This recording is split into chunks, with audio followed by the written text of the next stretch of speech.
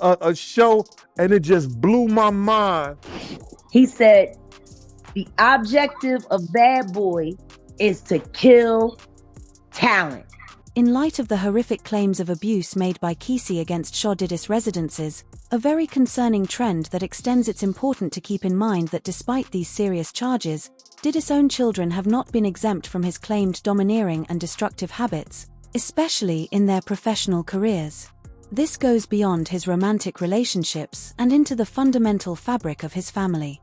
Growing up, I was around so much, between the music business and, everything. But, I was sitting back, gaining all that knowledge. Beginning with Quincy Diddy's adopted son, a troubling story emerges that shows how Diddy's influence may have seriously hampered his son's nascent career.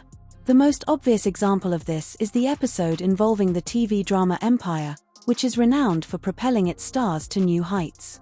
This would have been a perfect opportunity for Quincy, but Diddy allegedly had other ideas, according to a source cited by Page 6. Diddy caused a major commotion and contacted all of the key executives at 20th Century Fox TV to request that they amend their music rights policies. However, Quincy was excluded from the program because of his insistence that his son not give Fox his intellectual property rights. The decision was made, as some have suggested, to keep a firm hold on Quincy's professional path in addition to safeguarding his music rights. Just looking at my beautiful son, boy, you's a beautiful black king. Jesus, you just... First, Quincy, a disturbing revelation about Diddy's adopted kid surfaces, indicating that Diddy's influence might have significantly impeded his fledgling career. The episode involving the TV program Empire, which is known for elevating its actors to new heights, is the clearest illustration of this. According to a source quoted by Page 6, Diddy apparently had other ideas, even though Quincy would have had the ideal opportunity. Diddy created quite a stir by contacting all of 20th Century Fox TV's top executives and asking them to change their music rights guidelines. However, Quincy's insistence that his son not grant Fox his intellectual property rights led to his exclusion from the program. As some have indicated, the choice was made to maintain a tight grip on Quincy's career while also protecting his music rights. You getting Justin going in music this young? Nah, he just do it. If he want to be a garbage man or a mailman, it's all good. Whatever he want to do, A promising athlete named Justin Collins made the controversial decision to enroll at UCLA rather than Harvard. Some feel that Diddy's personal tastes, not Justin's academic or athletic potential, had more of an impact on this decision. The choice itself is a powerful indication of Diddy's wish to maintain his son within a specific circle of influence. The events at UCLA sharply worsened, leading to a confrontation that portrayed Diddy as not only dangerously protective but also violent, as reports state that Diddy viciously attacked Justin's coach, S. Aloshi. This incident happened after OSI allegedly reprimanded Justin for not being in peak physical shape during a practice session. According to sources, the altercation took a concerning turn when he allegedly tried to hit OSI with a kettlebell. Jim Mora, the head coach of UCLA, provided support for the story in a statement, calling it an unfortunate incident for all parties involved. His actions at UCLA went beyond simple parental concern, exhibiting a pattern of aggressive intervention in his son's affairs.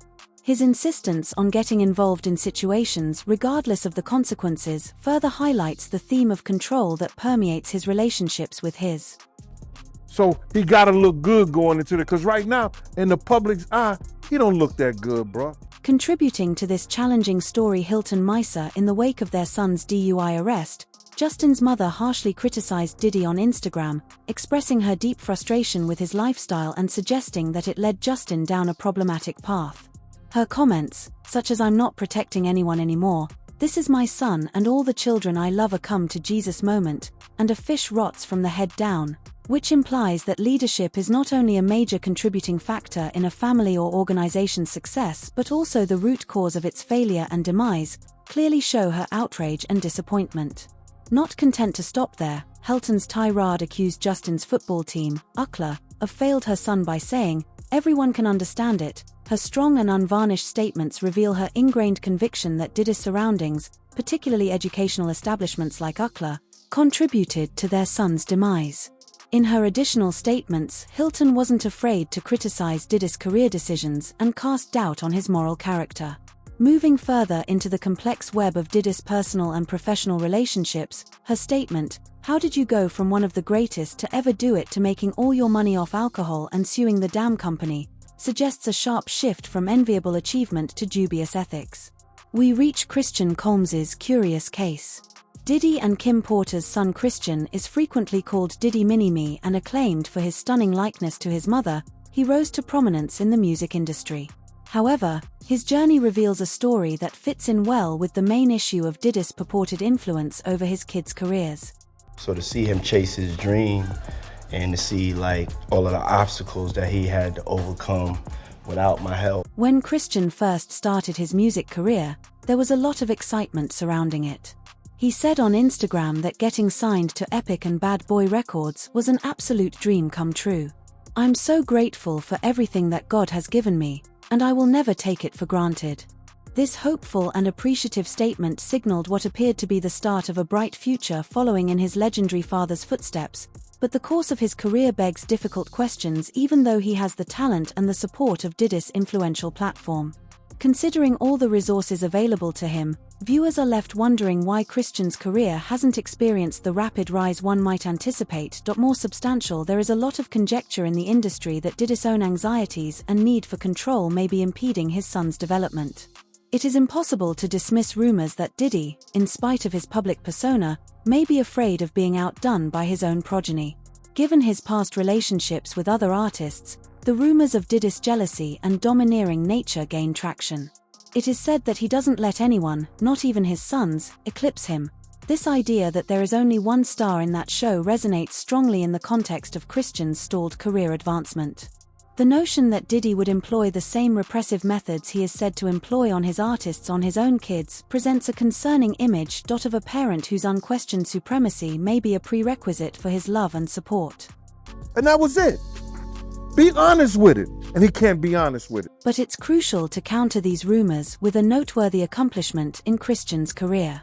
Christian Communications did achieve a chart-topping record with Can't Stop Won't Stop, a collaboration with Kodak Black.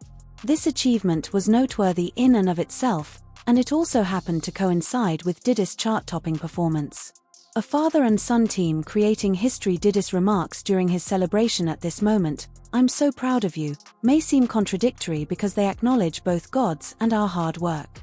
The story of a domineering father undermining his son's achievement. Christian's professional story is made more complex by the contrast between Diddy's open delight of his son's accomplishments and the unspoken rumors about his domineering behavior. Are these times of mutual success? Are they well-staged episodes in the ongoing drama of a family torn between the relentless pursuit of fame and love control, or are they sincere reflections of a loving father? He's saying we, bad boy we. No, it's bad boy you.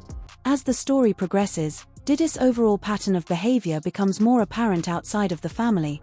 His contacts with musicians signed to his label show a similar trajectory of control and purported sabotage. The instance of Danity Kane's Aui OD Day is very instructive.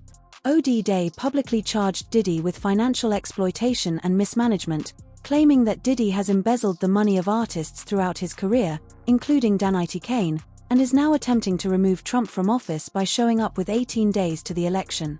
This accusation directly attacks Diddy's reputation as a mentor and leader in the music industry in addition to his reputation as a businessman. The label? Who is we? Black Rob didn't get a chance to spend none of his money. The remarks made on OD Day go beyond individual accounts of fear and intimidation, creating a striking portrait of the harsh atmosphere that Diddy oversaw. In addition to echoing the feelings of control and perfectionism seen in his familial relationships, she said, "Puff is a very difficult person to work with. Everything had to be perfect. We were scared to death with what would happen with Puff every day." The pattern of Diddy's alleged misconduct extends beyond artist management. His business dealings have also come under scrutiny, as evidenced by his turbulent relationship with Dio.